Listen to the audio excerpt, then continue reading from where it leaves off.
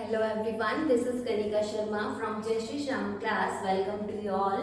तो last class में हम लोगों ने पढ़ लिया था कि ब्लड के बारे में, आरबीसी, डब्ल्यूबीसी और हार्ट के बारे में, ह्यूमन सर्कुलेटरी सिस्टम के बारे में। आज हम लोग पढ़ेंगे कार्डिक साइकिल। ठीक है, तो कार्डिक साइकिल है, फर्स्टली तो आपको ध्यान रखना है ये कितने सेकंड का होता है, 0.8 सेकंड का होता है। ये कार्डिक साइकिल है, कितने सेकंड का होता है, 0.8 सेकंड का होता है। ठीक है, then next is to begin with, यानी कि इसके स्टार्ट होने से पहले, यानी कि कार्डिक साइकिल के स्टार्ट होने से पहले जो चारों चैम्बर्स है हार्ट के, वो रिलैक्स स्टेट में होते हैं और जिसको हम क्या बोलते हैं, जॉइंट डायस्टोल। क्या बोलते हैं इस टर्म को हम, जॉइंट डायस्टोल। किसको बोलते हैं जॉइंट डायस्टोल? जब हार्ट है वो कैसी कंडीशन में है, रिलैक्स कंडीशन में, यानी कि उसके जो चारों चैम्बर्स हैं कार्डिक साइकिल को स्टार्ट करने से पहले चारों जो चैम्बर्स हैं वो रिलैक्स स्टेट में होते हैं, उसको हम क्या बोलते हैं, जॉइंट डायस्टोल बोलते हैं। As the bicuspid and tricuspid walls are open. अच्छा, बाइकस्पिड, पहले ये बताओ ट्राइकस्पिड वॉल्व थी वो किन किन के बीच में बताई थी? ये लेट सपोज आपके हार्ट के 4 चैम्बर्स थे। ठीक है, ये था right atrium, right ventricle, left atrium, left ventricle. तो tell me tricuspid valve position कहां पे थी?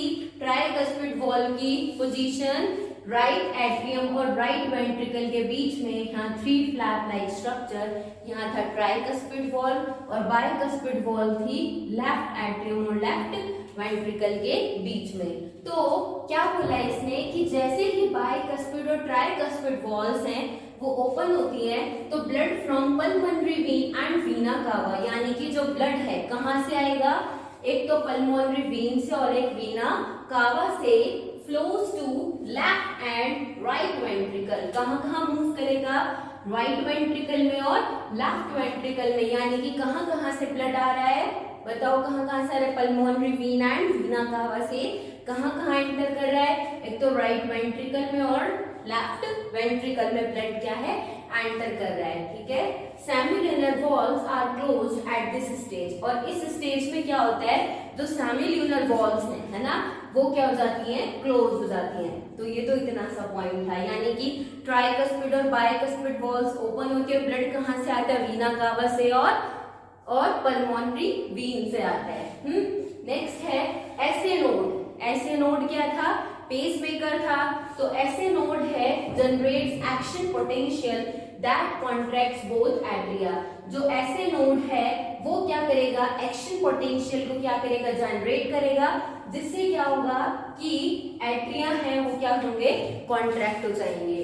The action potential passes to AV node. अब क्या होगा कि जैसे ही एक्शन पोटेंशियल है, एट्रिया को तो कॉन्ट्रैक्ट कर रहा है, पर एक्शन पोटेंशियल है जैसे ही एवी नोड के पास पहुंचेंगे या बंडल ऑफ हिस के पास, transmit it to ventricular musculature to cause ventricular systole. तो क्या होगा कि ये जो आपका एक्शन पोटेंशियल जो ऐसे नोड जनरेट कर रहा था वो एवी नोड के पास पहुंचने के बाद बंडल ऑफ हिस में पहुंचेंगे और उससे कहां ट्रांसमिट हो जाएंगे, वेंट्रिकुलर मस्कुलेचर पे, जिससे क्या होगा कि जो वेंट्रिकुलर का जो सिस्टोल है वो स्टार्ट हो जाएगा। हाँ, नेक्स्ट है at the same time atria undergoes relaxation diastole to close the bicuspid and tricuspid valve. और इसी टाइम पे क्या होगा कि जो एट्रिया है वो क्या करने लग जाएगा, रिलैक्स स्टेट में हो जाएगा, जिससे यानी कि अगर एट्रिया रिलैक्स स्टेट में हो गया तो ट्राइकस्पिड और बाइकस्पिड वॉल्स क्या हो जाएंगी, क्लोज हो जाएंगी। ये आपका कार्डिक साइकिल का point.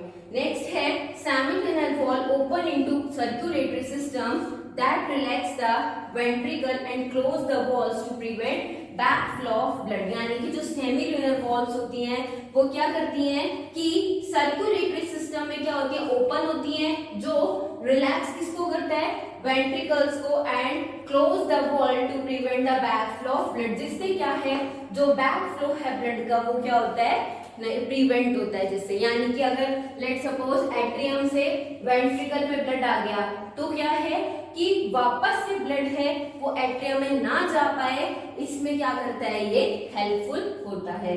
As the pressure inside ventricle pressure decreases, अगर वेंट्रिकल के अंदर प्रेशर क्या हो गया, डिक्रीज हो गया, हाँ, the bicuspid and tricuspid wall open to repeat. अब क्या होगा कि अगर वेंट्रिकल के अंदर प्रेशर कम हुआ तो बाइकस्पिड और ट्राइकस्पिड वॉल क्या हो जाएंगी, अगेन ओपन हो जाएंगी, और यही प्रोसेस क्या चलता रहेगा, इसी को क्या बोलते हैं हम, कार्डियक साइकिल बोलते हैं। और ये कितने सेकंड का होता है, 0.8 सेकंड का होता है।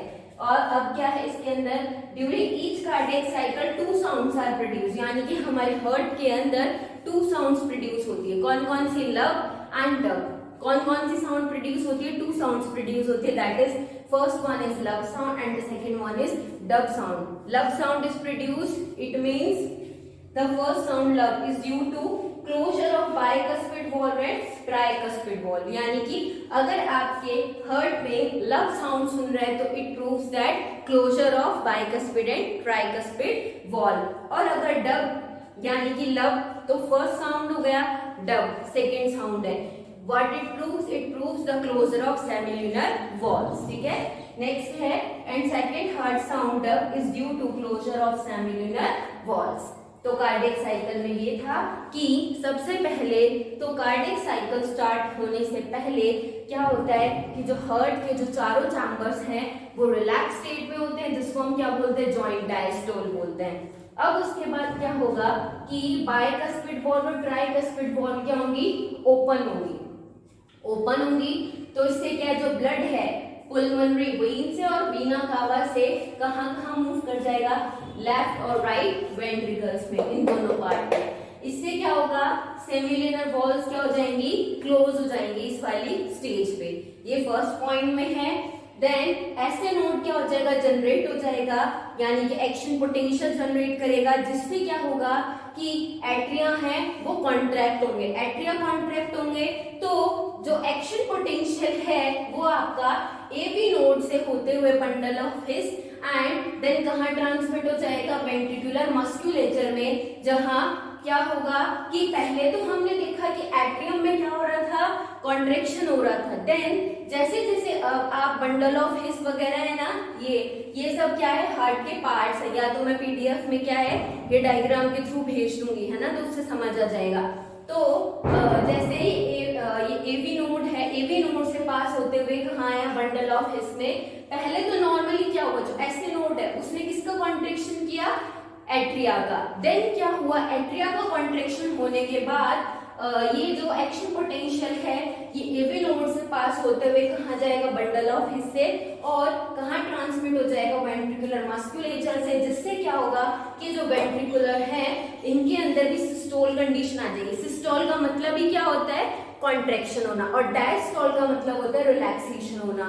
तो ऐसे नोड के थ्रू जनरेट तो कहाँ हुआ था, कहाँ हुआ था, बताओ कहाँ हुआ था, ऐसे नोड के थ्रू एक्शन पोटेंशियल एट्रिया से होते हुए अब बंडल ऑफ हिस के थ्रू, एवी नोड के थ्रू बंडल ऑफ हिस में, एंड देन वेंट्रिकल का भी क्या कर दिया, सिस्टोल कर दिया। यानी कि जो ऐसे नोड है पहले तो उसने एट्रिया का कॉन्ट्रैक्शन किया एंड देन किसका कर दिया, वेंट्रिकल का कॉन्ट्रैक्शन कर दिया। किसने, ऐसे नोड के थ्रू एक्शन पोटेंशियल जो जनरेट हुए उनसे।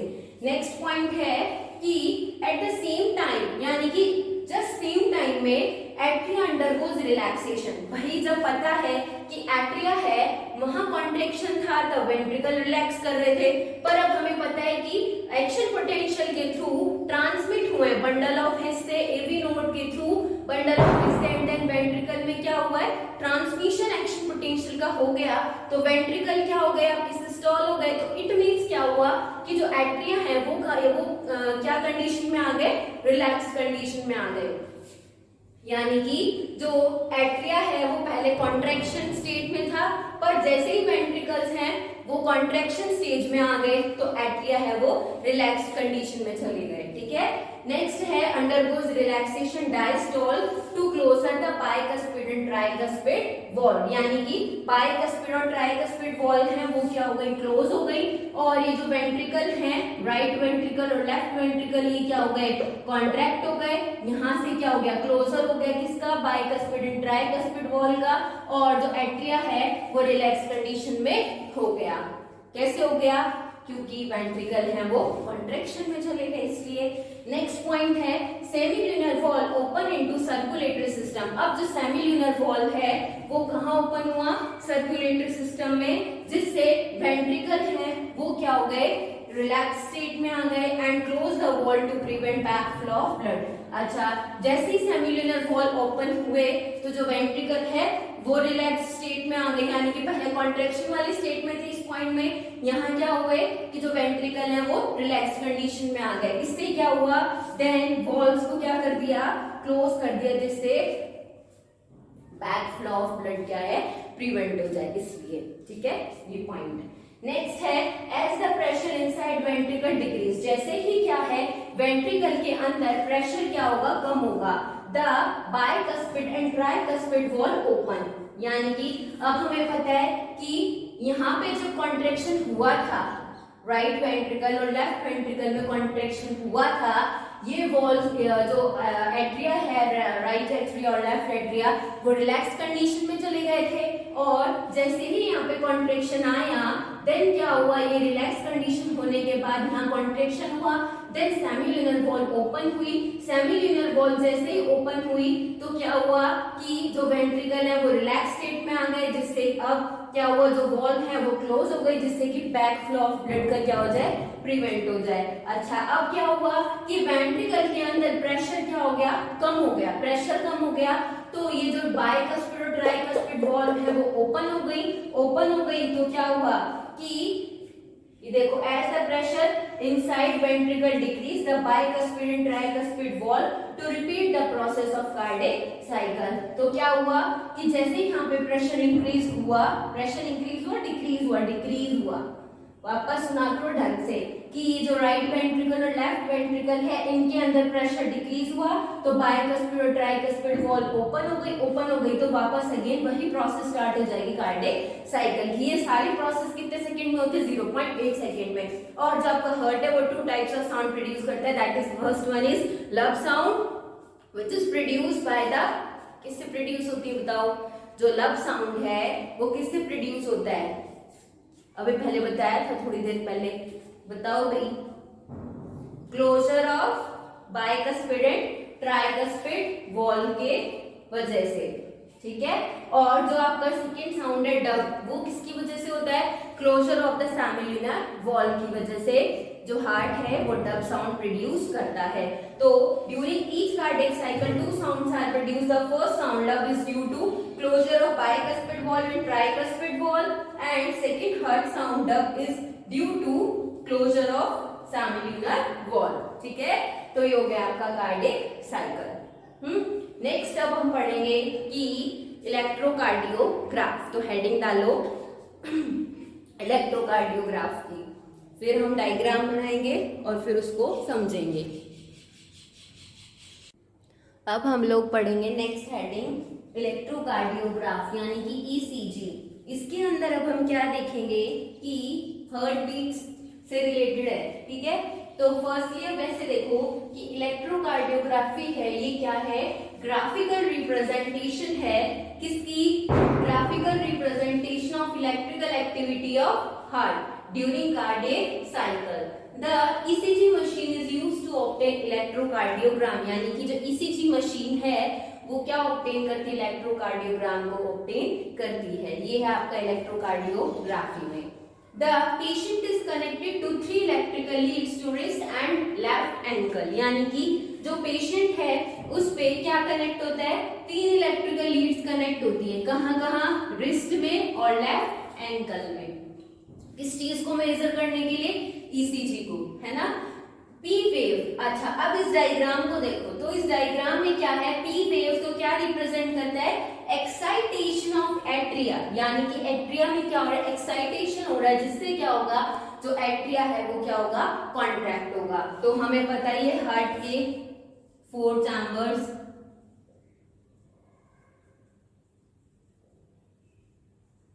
तो एट्रिया पार्ट क्या करेगा? कॉन्ट्रैक्शन कर रहा है। कॉन्ट्रैक्शन कैसे कर रहा है कि इलेक्ट्रिकली एक्साइटेशन हो रहा है एट्रिया में, जिससे क्या हो रहा है? कॉन्ट्रैक्शन हो रहा है एट्रिया के अंदर।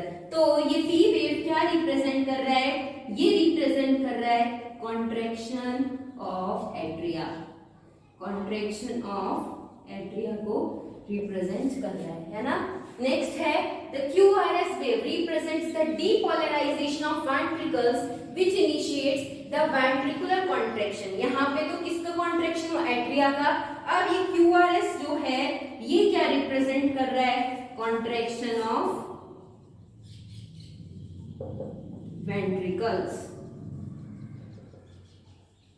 नेक्स्ट है T wave represents the return of ventricle from excited to normal state, that is the end of T wave marks the end of systole। यानी कि क्या रिप्रेजेंट कर रहा है ये T, ये रिप्रेजेंट कर रहा है कि यहाँ तो कॉन्ट्रैक्शन हो रहा था वेंट्रिकल का, कि relaxation of ventricle, relaxation of ventricle है, ये क्या कर रहा है, टी वेव शो कर रहा है। अब यहाँ पे बताओ क्या चीज एब्सेंट मिली, यानी कि ज्यादा, अब ऐसे सोचो कि यहाँ कॉन्ट्रैक्शन ऑफ एट्रिया तो हो रहा है पर रिलैक्सेशन ऑफ एट्रिया हुआ नहीं ना, यानी कि QRS तो क्या रिप्रेजेंट कर रहा है, कॉन्ट्रैक्शन ऑफ वेंट्रिकल भी, पर टी वेव क्या कर रही है, रिलैक्सेशन ऑफ वेंट्रिकल। यहाँ तो कॉन्ट्रैक्शन और रिलैक्सेशन वेंट्रिकल में दोनों हो रहा है, पर एट्रिया के अंदर थोड़ी ना हो रहा है, एट्रिया के अंदर तो सिर्फ और सिर्फ क्या हो रहा है, कॉन्ट्रैक्शन हो रहा है ना। तो the number of QRS complex in given period of time determine the heart beat. तो ये जो QRS कॉम्प्लेक्स है ये क्या कर रहा है कि कितना गिवन पीरियड ऑफ टाइम है जिससे क्या डिटरमाइन हो रही है, आपकी हार्ट बीट डिटरमाइन हो रही है। तो ये जो ECG है ये क्या प्रूव कर रही है कि आपकी हार्ट बीट है वो इलेक्ट्रिकल एक्टिविटी उसकी कैसी चल रही है हार्ट की, ये सब चीजें किससे मेजर की जाती है, इलेक्ट्रोकार्डियोग्राफी। और इलेक्ट्रोकार्डियोग्राम क्या होती है, मशीन, इलेक्ट्रोकार्डियोग्राफी मशीन जिससे क्या ऑब्टेन करते हैं हम, इलेक्ट्रोकार्डियोग्राम। ठीक है, तो ये ऐसा सा कुछ आपके जब आप ECG कराते हैं ना तो एक ऐसे पतली सी ऐसे रिसिप्ट मिलती है, काफी लंबी सी ऐसे, है ना, तो उस पे ये ऐसे बनी हुई होती है, तब आपको समझ तो आता नहीं होगा ये सब क्या है, ऐसा सा, है ना। तो अब यहाँ पे समझ लो कि जो P वेव है वो तो एट्रिया का कॉन्ट्रैक्शन शो करती है, QRS क्या शो करती है कि भाई जो वेंट्रिकल है उसका कॉन्ट्रैक्शन, और जो T वेव है वो क्या रिप्रेजेंट कर रही है, contraction, relaxation of ventricle. T wave क्या रिप्रेजेंट कर रही है, रिलैक्सेशन ऑफ वेंट्रिकल्स। तो it is a graphical representation of electrical activity of heart during cardiac cycle, और जो ECG machine is used to obtain electrocardiogram. और जो पेशेंट है उसको किस किस से कनेक्ट किया जाता है, 3 इलेक्ट्रिकल लीड से, two wrist and left ankle. और जो P वेव है उसने रिप्रेजेंट किया कॉन्ट्रैक्शन ऑफ एट्रिया, और जो QRS है उसने क्या रिप्रेजेंट किया, कॉन्ट्रैक्शन ऑफ वेंट्रिकल्स। और जो T वेव है उसने क्या रिप्रेजेंट करा, रिलैक्सेशन ऑफ वेंट्रिकल्स। ठीक है, तो the number of QRS complex in given period of time determine the heart beat. ये आज हम लोगों ने पढ़ा कार्डियक साइकिल और इलेक्ट्रोकार्डियोग्राफी। नेक्स्ट क्लास में हम लोग डबल सर्कुलेशन, सिस्टमैटिक सर्कुलेशन इसके बारे में पढ़ेंगे। आज की क्लास के जो आपको नोट्स है वो टेलीग्राम लिंक पे, टेलीग्राम चैनल पे मिल जाएंगे, तो you can obtain from there, और you can ask anything related to class doubts on comment section। ठीक है, कोई भी डाउट हो तो you can ask on comment section, और कोई भी प्रॉब्लम हो तो आप पूछ सकते हो। तो नेक्स्ट क्लास में हम लोग डबल सर्कुलेशन और सिस्टमैटिक सर्कुलेशन इन सब के बारे में पढ़ेंगे।